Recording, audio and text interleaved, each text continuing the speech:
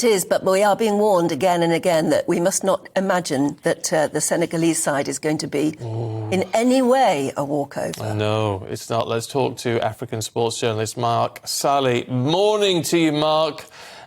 Look, bring us up to spec then on the Senegalese side. How difficult is this going to be if England want to take a victory tonight? Yeah, good morning. Well, of course, I'm an African, so I start from that point, the fact that we're all rooting for Senegal, and I'd like for them to be at their very best. If they are at their very best, England are going to have a tough time.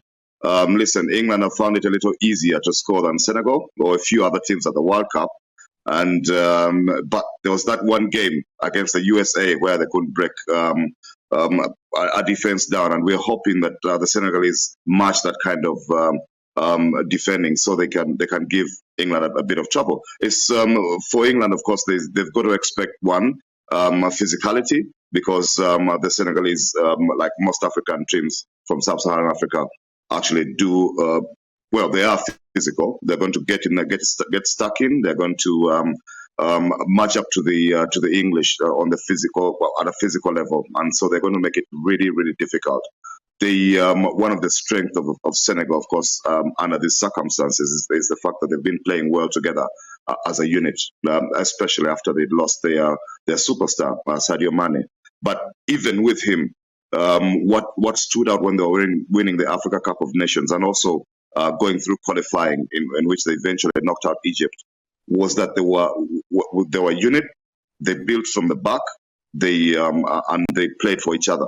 And it should be a bit difficult for England. If you ask me, England should know quite well about what Senegal have to offer.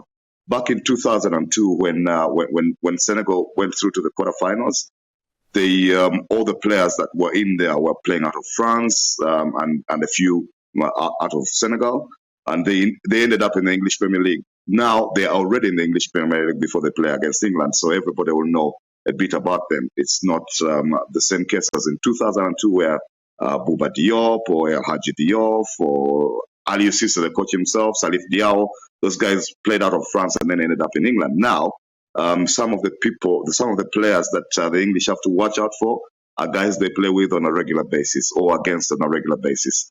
Eduardo Mendy in goal, and Kalidou Koulibaly, who is the leader, who is the guy who shows up the defense, and is known for what he's done at Chelsea in the few months he's been there. And that midfield is held together by Idrissa Gueye, Ghana, who plays at Everton, who is very well known in England because he's been there, then gone to PSG and gone back to the English Premier League.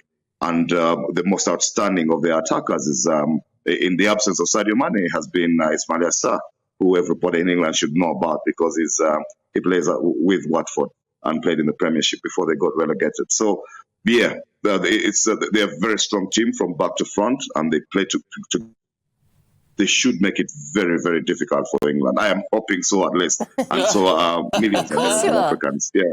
Are you